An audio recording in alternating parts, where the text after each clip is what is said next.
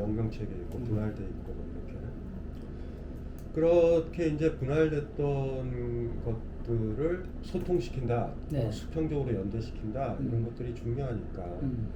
근데 재밌는 게 자연과학이 굉장히 많이 발달했지만 네. 우리 인문학이나 철학이나 정치 철학에서 양자역학이나 계대를 끌어당기고 있는가, 좀 그 소통시키고 있는가.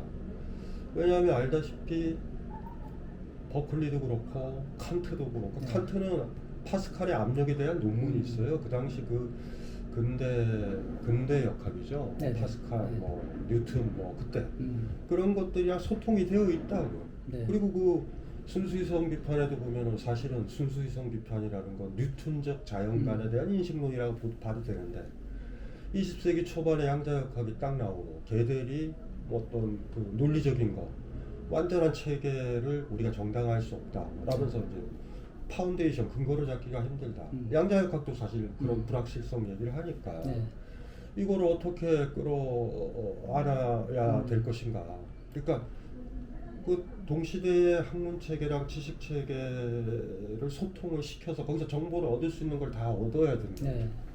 그래서 아르헨티나 출신이라서 별로 유명하지 않지만 독일에서 활동했던, 그러니까 이 서양의 지식인들도 영국이랑 그러니까 영미가 패권을 잡으니까 영국 네. 사람이랑 미국 사람이 아니면 사실 인정을 잘 못 받아요. 네.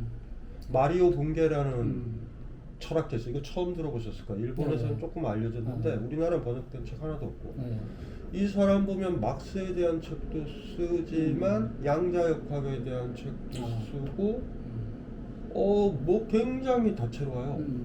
그런데 아르헨티나 출신이라서 인정을 많이 받고, 제가 또 관심을 가진 호주 출신 철학자 리차드 루틀리, 이름을 바꿔서 리차드 실뱅이라고 해도 처음 들어봤을 거예요. 호주 출신이 아니고 미국에서 태어났거나 영국에서 태어났으면 세계적인 철학자로 기억이 날 텐데 20세기 말에 죽었거든요. 굉장히 중요한 사람이에요. 그 사람 책도 구하기도 힘들어요.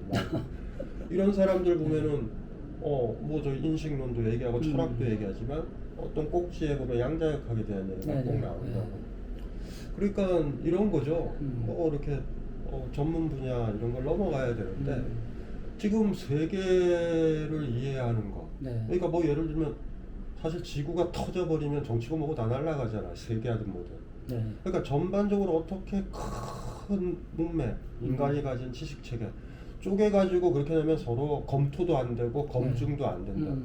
우리가 핵에 대해서 사실 핵이라든가 이런 기타 등등 그 작은 세계를 다루는 물리학을 정확하게 알아야 사실 그때부터 원자핵의 문제라든가 이런 걸 비판을 할 수가 있다고. 그러니까 일반 사람들은 핵이 나쁜 것 같아, 히로시마가 있어, 뭐 이렇게 들어간다고요. 그러니까 그거 민감해야 돼, 휩쓸리지 말아야 되거든요. 그러니까 그런 것들을 전반적으로 좀 포괄을 좀 해야 된다.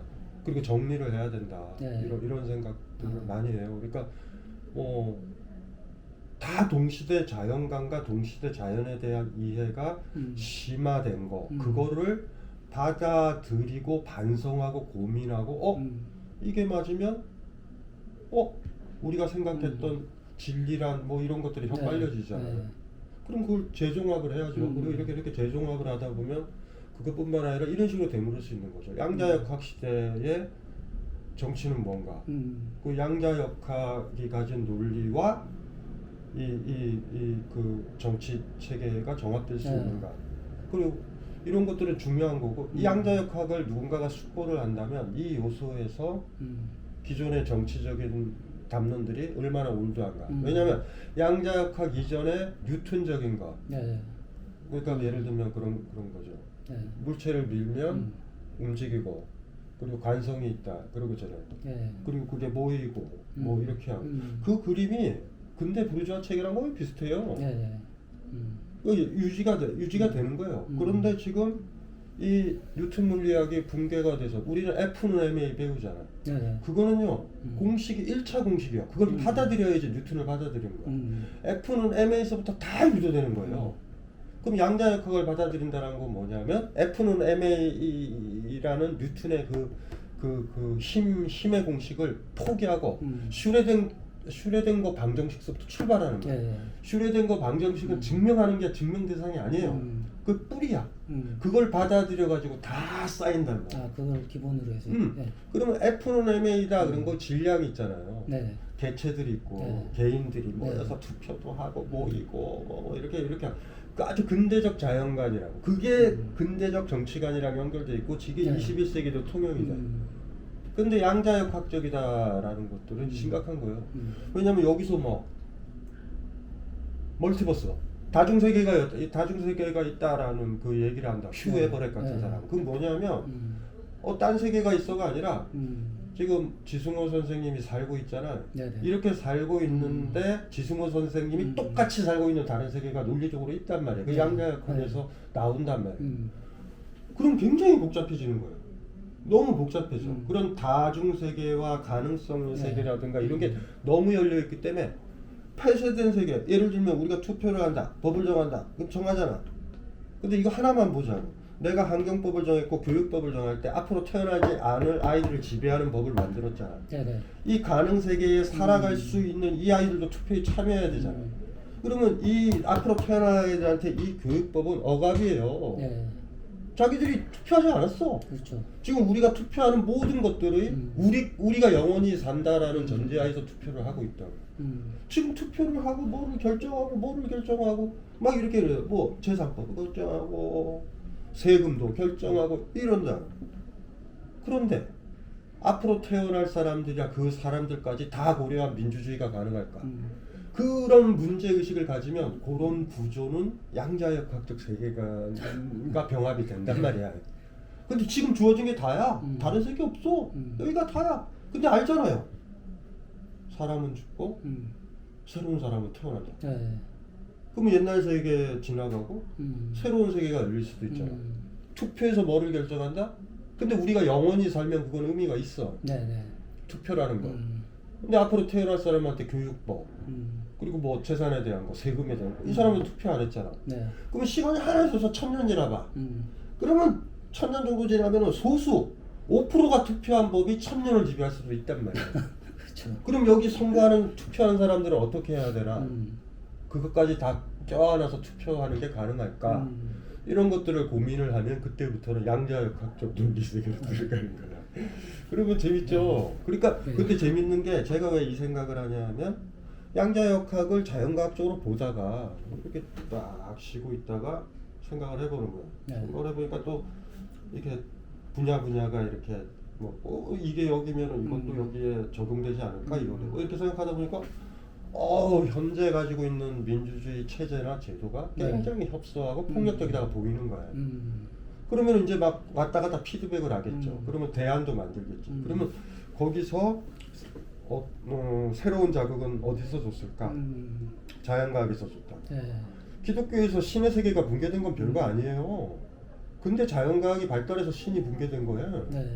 의외로 자연과학의 힘은 셉니다. 그게 세계의 모습인데 뭐 이렇게 돼버리면 이제 우리가 입자가 있고 모이고 뭐가 있고 그 다음에 그냥 무기물 있고 유기물 있고 되게 복잡한 게 생명체잖아. 하지만 물질이 붕괴돼 버리게 되면 다 무너지는 거죠.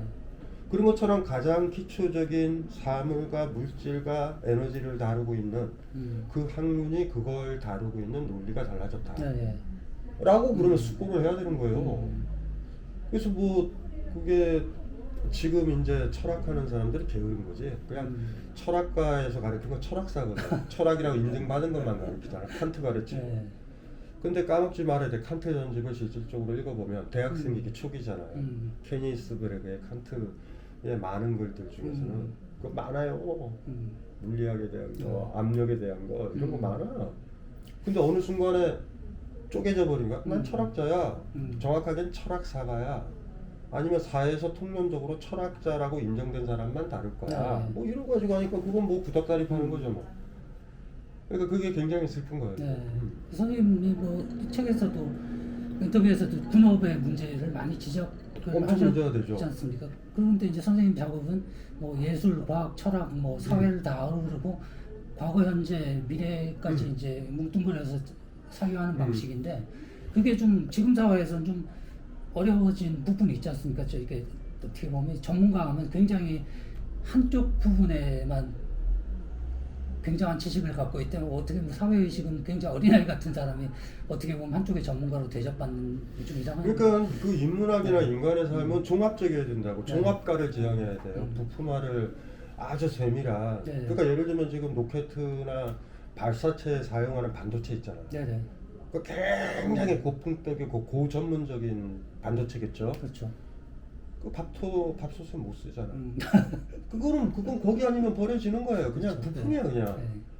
전문가가 왜 인정을 받냐면 그 사람들이 본고이 많아서 그래. 왜 그럴까? 희생하기 때문에 그래요. 그렇죠. 다른 모든 것들을 희생하고 그것만 해야 되는 사람인 거야. 그러니까. 거기서 나오면 아무것도 할 수 없는 조건이 있는 거예요. 그런데 까먹지 말아야 될 게 종합자라고. 전문가라고 그러면은 반도체 다루거나 컴퓨터 하거나 이런 사람들은 투표에 참여하면 안